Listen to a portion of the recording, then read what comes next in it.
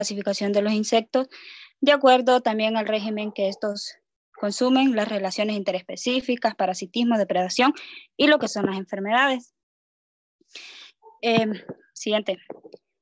Tenemos lo que son los factores abióticos o ambientales, que en estos existen muchas especies de insectos con un elevado potencial de lo que es reproducción y elevado potencial de sobrevivencia, o también puede ser al contrario, un bajo potencial de reproducción y bajo potencial de sobrevivencia. También tenemos especies parasitarias poliembrionarias. ¿Qué quiere decir esto? Que de un solo huevo pueden emerger más de un individuo. Aquí tenemos el ejemplo de los fitófagos, que estos son los insectos que ocasionan lo que son mayores problemas en las plantas. Tenemos lo que es el picudo y lo que es la mosca blanca. Siguiente.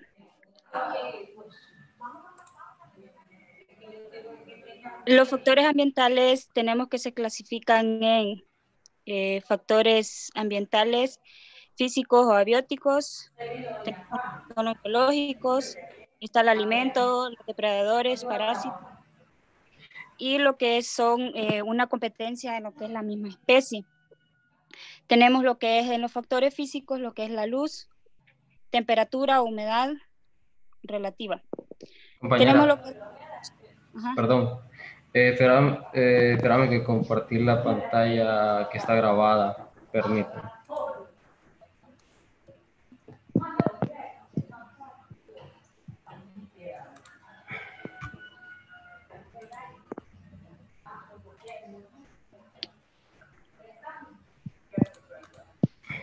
Bueno, ahí. Esa es la otra. Sí, seguí. Ok, en lo que es la luz, tenemos lo que los insectos la luz, esta influye directamente en la actividad del insecto en lo que se refiere a las acciones del día, de la noche, o también según las actividades del insecto se divide en diurnas, nocturnas, y lo que son crepusculares, que son parte de luz del día. Estos insectos también son atraídos por lo que son pueden percibir ondas de luz a largas distancias. Tenemos un ejemplo de lo que es la cucaracha. Ustedes saben que la cucaracha solo se sale en lo que es la noche, porque estas están inactivas lo que es horas del día. También tenemos lo que son las temperaturas. Existen diferentes rangos de adaptación y estrechos entre estos mismos. Tenemos lo que es la diferencia de los insectos y la relación de rangos entre ellos, o sea, hábitos diferentes entre los que son. La siguiente. La temperatura mínima de muerte, que es de 0 grados centígrados. Esta es la que el insecto puede soportar. Si esta desciende, el insecto también puede morir. Tenemos lo que es también la temperatura mínima de iniciación, que es de 5 grados centígrados.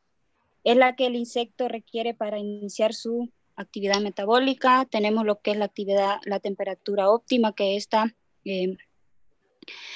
es de 15 a 30 grados centígrados. En esta también es lo que el insecto puede desarrollar a plenitud todas sus actividades.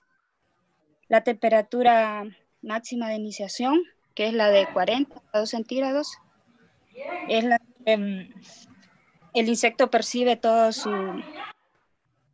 su periodo, y también este puede llegar a tomar un retardo de lo que es el insecto. No, la otra, la de anterior. Debo de hacer una aclaración ahí. Esta temperatura mínima, máximas, las óptimas, eso varía con las especies.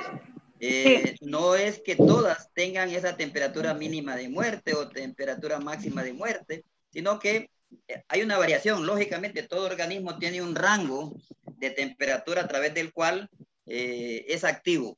Fuera de esos rangos, lógicamente, el insecto se inactiva inicialmente y posteriormente puede morir. O sea, esas son algunas características, pero no consideren como que es para todas las especies de insectos. Eso depende. Sí, sí, okay. Porque toma lo que son hábitats diferentes en todas las especies. Correcto. Y también tenemos lo que es la temperatura máxima de muerte, que esta es la de 48 grados centígrados, que esta puede soportar el insecto, y si esta sube, también el insecto puede morir. Ahí donde usted decía lo que es el rango de sobrevivencia del insecto, es la que cada especie es capaz de sobrevivir dentro de cual existen temperaturas máximas, mínimas, que pueden minimizar o también pueden llegar a matarlo. Tenemos lo que es también la autorregulación, que esta es la de los... No, perdón, es la termorregulación de los insectos, que es el proceso por el cual estos mantienen su temperatura corporal de ciertos límites. Tenemos lo que son los insectos poiquilotermos, que estos son los con metabolismo lento, y tenemos también los insectos homeotermos, que estos son los que contienen metabolismo rápido. Hay una observación ahí. No tiene que ver con metabolismo. Los homeotermos son todos los organismos que mantienen la temperatura corporal igual independientemente de la temperatura exterior. Y los insectos son poiquilotermos porque ellos, a diferencia de los homeotermos, los insectos no pueden mantener la temperatura corporal constante. Entonces la temperatura que tienen los insectos es la temperatura del ambiente. Entonces, los homeotermos o poiquilotermos se debe a que algunos mantienen la temperatura constante y en el caso de los insectos no la pueden mantener constante, sino que tienen la temperatura del ambiente donde ellos se encuentran. Esa es la diferencia. Bueno, yo le iba a decir ahí en esa parte, pero ya se adelantó. Pero es que usted dijo anteriormente que homeotermos tenía que ver con reproducción rápida y lenta, y eso nada tiene que ver. Por eso tuve que intervenir para corregirle. Ok, adelante. Sí, Cristian.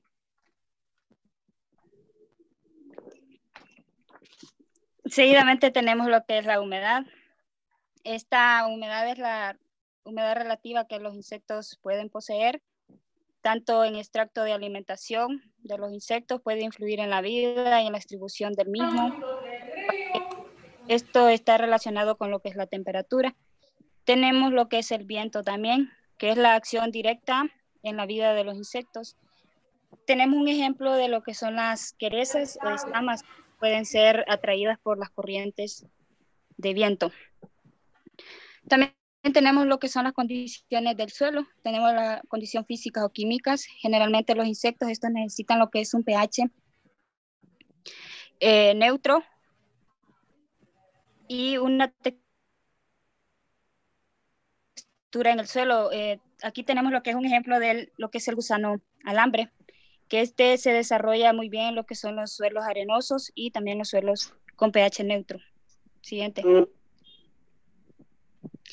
Tenemos los factores bióticos o biológicos, que en esto se encuentra lo que es el alimento, ya que el insecto necesita una cantidad de alimento para sobrevivir.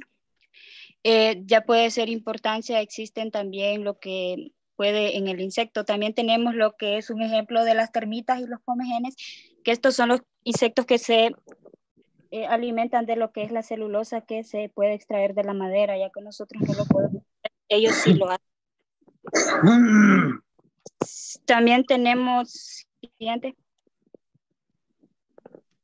Según su régimen alimenticio, tenemos los insectos fitófagos o herbívoros, son los que se alimentan de todo tipo de productos vegetales. Entre estos tenemos los que son los defoliadores o los fitófagos. Estos son los insectos que se alimentan de las hojas, y tenemos lo que son los lepidópteros, tenemos los minadores también, los que ocasionan lesiones en lo que son las hojas, y tenemos el orden de los dípteros. Tenemos los barrenadores, como el nombre lo dice, son los que ocupan todas las hojas, tallos, frutos y ramas, y en esto tenemos lo que es el orden Coleóptera.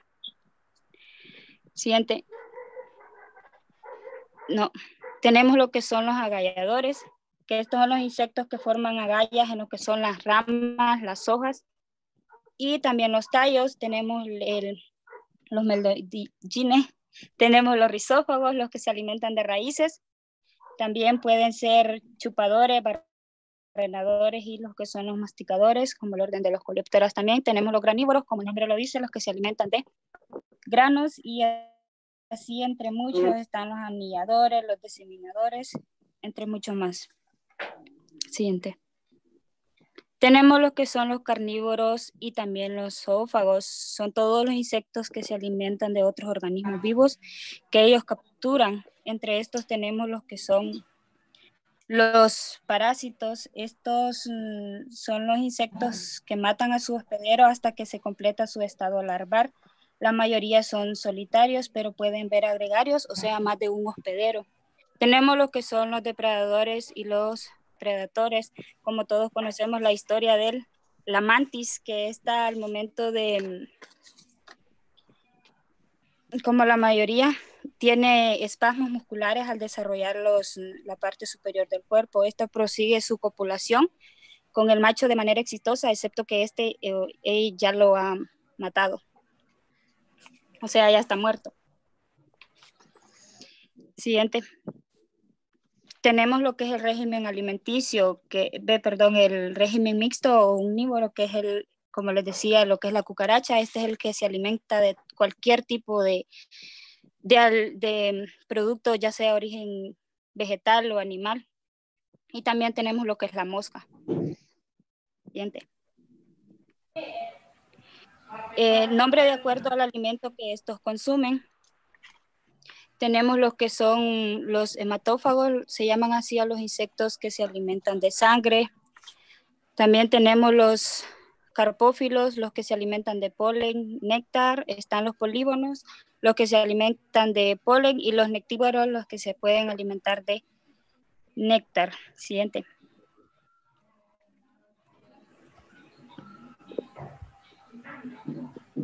Tenemos aquí los micófagos o fungívoros. Esto es todo el insecto que se puede alimentar de lo que son los hongos. Tenemos los coleópteras y los dípteros, los saprófagos, los que se alimentan de materia orgánica en descomposición. Están los necrófagos, los que se alimentan de cadáveres, y también los coprófagos, los que se alimentan de lo que son los excrementos. También tenemos los que son los saproxilófagos, los que se alimentan de madera en descomposición, como estaban las termitas y los que son las copegelas. Siguiente. Tenemos también la clasificación de los insectos de acuerdo al número de especies que estos consumen. Tenemos los monófagos, que estos se alimentan de una determinada cantidad de especies animal o vegetal, incluso de parte de una planta, como está el ejemplo de la cefalonomia. Esta se alimenta de todos los estados del desarrollo de la broca. También tenemos lo que es el ejemplo del picudo del algodón, que esta se alimenta únicamente de los botones frutales de lo que es el algodón. También tenemos los oligófagos.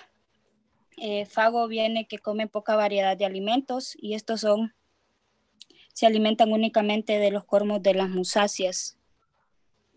También tenemos el barrenador de las palmáceas, y tenemos el microfinópteros, las avispitas del género de Aphidius, que se alimentan únicamente de los pulgones o afidus de la familia de las Aphidiae. Siguiente. Recapitulando eso, haciendo una corrección, porque no es únicamente. La clasificación, de acuerdo al número de especies que consumen, están los específicos o monófagos, que se alimentan solamente de una especie vegetal o de una especie animal, independientemente de cuál sea. Y los oligófagos, que tienen un reducido, ya en comparación a los que son polífagos, estos ya tienen un reducido número de especies vegetales o animales de las cuales se alimentan, pero tienen mucho más especies de las cuales pueden alimentarse que los específicos monófagos. Normalmente los oligófagos se alimentan de un grupo de plantas, por ejemplo, relacionadas. Por eso es que se habla de Rhynchophorum palmarum, que ataca a todas las palmáceas, como politesórdidos, que atacan no solamente el rizoma del alguineo o la chata, sino de todas las musáceas. Entonces, a eso se refiere. Los oligófagos se alimentan de un grupo de plantas relacionadas normalmente dentro de una misma familia. Y los polífagos que se alimentan de una gran cantidad de especies, las cuales están en diferentes familias. Especies puede ser animales o vegetales. Eso porque pareciera que, según lo dijo la expositora, que son los que se alimentan exclusivamente de palmáceas. No, es de cualquier grupo de familias que puedan destruir. A eso se refiere los oligófagos. Adelante. Ahí está lo que son los poligófagos, que viene del griego poli, muchos, y playa, en comer, o sea que se alimentan de gran variedad de los alimentos. Tenemos que es el ejemplo de las larvas de varias especies de los lepidópteros de la familia Noctudia, y también tenemos lo que son los cristomélidos y la mantis, que está el depredador de varios insectos y de otros organismos. Tenemos lo que son las relaciones intraespecíficas. Esta es generalmente una competencia de alimento, una competencia entre los mismos insectos, ya sea de alimento, espacio, sexo, y consideramos también como relación intraespecífica a lo que es el canibalismo entre los mismos insectos. Tenemos aquí lo que es una curva de crecimiento en forma de una S en lo que es el insecto. En la primera fase se llama así a la cantidad de individuos existentes, por lo tanto esto llega a disminuir. Tenemos la segunda fase, que es la fase del crecimiento rápido de la población, debido a que las condiciones ambientales de este son favorables. Tenemos la tercera fase de crecimiento lento o desacelerado, que es el punto óptimo de crecimiento del insecto. La multiplicación de la población esta disminuye, entrando en equilibrio ya con el medio ambiente. Siguiente. Tenemos ahí lo que son las relaciones interespecíficas, dando lugar a dos tipos de asociación, que son la simbiosis y lo que es el antagonismo. La simbiosis es la acción de especies entre las mismas, y tenemos también lo que es el antagonismo, que son la asociación de la cual por lo menos una especie es perjudicada. Tenemos lo que son en la simbiosis el mutualismo, que estas ambas especies se relacionan. Por ejemplo, tenemos lo que son las hormigas, que estos protegen a los áfidos de sus enemigos naturales, y los áfidos secretan lo que son unas enzimas sucarosas que son de alimentos para las hormigas. También tenemos lo que es el comensalismo, que esto es cuando solamente una especie se beneficia. Tenemos el ejemplo de lo que es la mosca. Esta hace orificios en la fruta donde ingresan las especies que se alimentan del fermento que estos mismos dejan. Tenemos lo que son las competencias interespecíficas e intraespecíficas, y tenemos lo que es una curva de crecimiento del hospedero y del controlador. Debido a la competencia del más voraz, este elimina al menos voraz. Las especies Anonis, Texonis y Agalgidaceae son larvas que se eliminan las hojas, como el algodonero. Pasa. Ahí tenemos lo que es la densidad de la posición, y tenemos lo que es el hospedero o la presa. Tienen una competencia entre ellos mismos, pero llevan el mismo rango para sobrevivir y al mismo tiempo. Siguiente. ¿Qué es el parasitismo? Esta es una asociación del parásito y el hospedero. También tenemos lo que es la depredación, la asociación que produce el depredador y lo que es la presa. Y las enfermedades, que existen algunas enfermedades que regulan lo que son las poblaciones de algunos insectos, entre los microorganismos que causan enfermedades. Tenemos lo que son las bacterias, los virus, los hongos, los protozoarios, nemátodos, entre muchos más. Siguiente. Y esta es toda mi exposición. Ahí tenemos lo que es un ejemplo de una mariposa cristal o espejitos. No sé si la habían visto. Bueno, y si tienen preguntas. Gracias por su presentación. Lo que hay que aclarar ahí es la relación intraespecífica y la relación interespecífica. Intra significa dentro. La relación intraespecífica es la relación que existe entre individuos de la misma especie.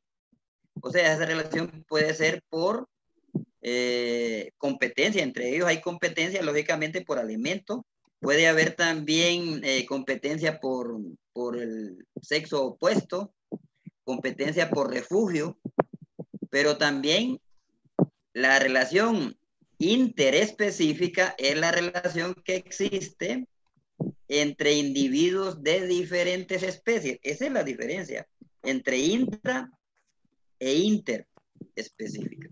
Entonces, individuos de diferentes especies es la relación interespecífica. Y esa competencia, como dijo la expositora, puede ser benéfica o puede ser perjudicial. Benéfica está la simbiosis, que hay una subdivisión como mutualismo, y hay otra que la relación entre individuos de diferentes especies puede ser también por competencia también por alimento, pero no, ahí ya no por sexo, porque ya son diferentes especies, no hay ningún problema. También puede haber competencia por refugio, o puede ser que haya, bueno, cuando digo canibalismo es cuando se alimentan de individuos de la misma especie, entonces podría ser una relación intraespecífica ahí también. Y cuando se habla de antagonismo normalmente es una relación entre individuos de diferentes especies. Ella mencionó algunos bacterias, hongos, virus que pueden atacar insectos causando la enfermedad. Entonces, una relación antagónica entre individuos de diferentes especies. O también el depredador, el parásito, el depredador y el hospedero, o el parásito y el hospedero. Es una relación antagónica en la cual por lo menos un individuo sale perjudicado. Entonces,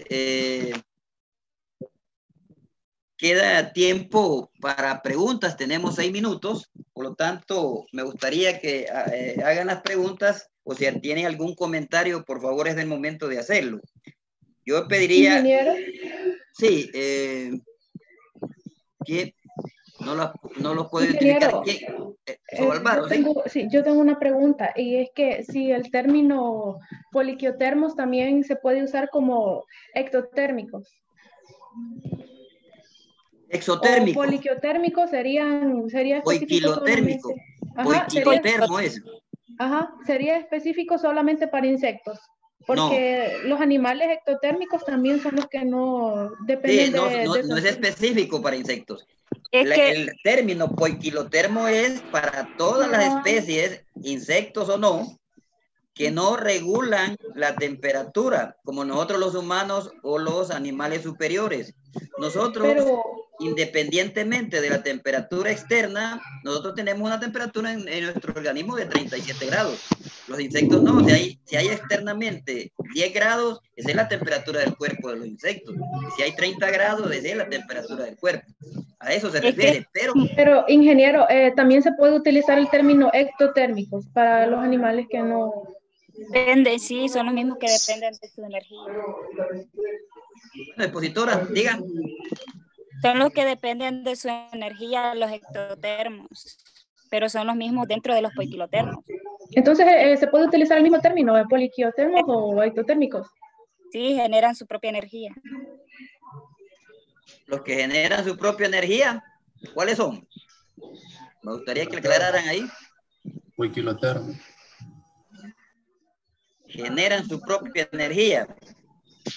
Más bien los homeotermos, porque nosotros tenemos que generar, bueno, en este caso la temperatura, porque está hablándose de temperatura. Los que tenemos que tener regulada la temperatura somos los homeotermos, que los humanos y animales superiores. Los mamíferos, por ejemplo, regulan su temperatura. Los poiquilotermos no pueden regular la temperatura. A eso se refiere. Otra pregunta sobre el tema. Primero. Rutilio Rufino Reyes, sí. Diga. Ingeniero, fíjese que, digamos que usted diga, un insecto que puede regular su temperatura, en este caso, ¿cuál sería entonces? ¿Cómo? Que usted diga, es un insecto que son insectos que regulan su su temperatura. ¿Cómo sería la respuesta correcta ahí? ¿Alguien me puede ayudar en eso? ¿De qué estamos hablando? Cuando se habla de insectos, que son poiquilotermos, son todos. Puede regular la temperatura, entonces. Ninguno puede regular su temperatura. Ah, bueno. Okay. Gracias. Ninguno. Ok, otra pregunta. Sí, ingeniero. Ah, fitófagos. Ariel. Diga, expositora. Son los insectos que se alimentan de lo que son las hojas, como lo tenemos con los defoliadores en la clase de los lepidópteros. Sí, no solamente de hojas. Se llaman fitófagos. Fitófagos porque se alimentan de alguna parte de la planta. Se alimentan de plantas.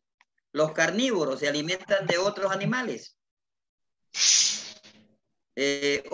Carnívoros o zoófagos también se dice. Y hay algunos nombres, por ejemplo, los que se alimentan de hongos se les llama fungívoros. Fungívoros, micófagos, algo otro les dicen micetófagos. O sea, esos tres términos se los atribuyen para todos aquellos insectos que se alimentan de hongos.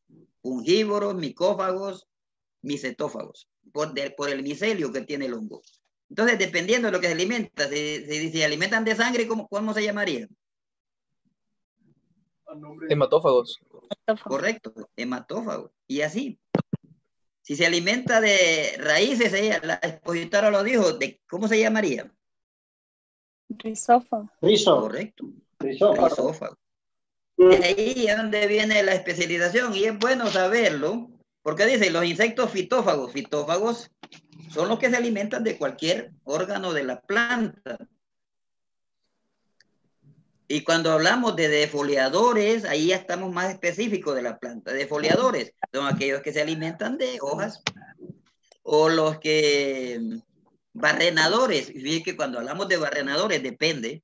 Hay barrenadores de raíces, hay barrenadores de tallos, barrenadores de ramas o barrenadores de frutos. Depende qué es lo que barrenan, pero todos son barrenadores. Algunos se especializan en barrenar algún órgano específico de la planta. Entonces, pero si son barrenadores porque hacen esas perforaciones en esos órganos de la planta. Bueno, si nos desconectamos.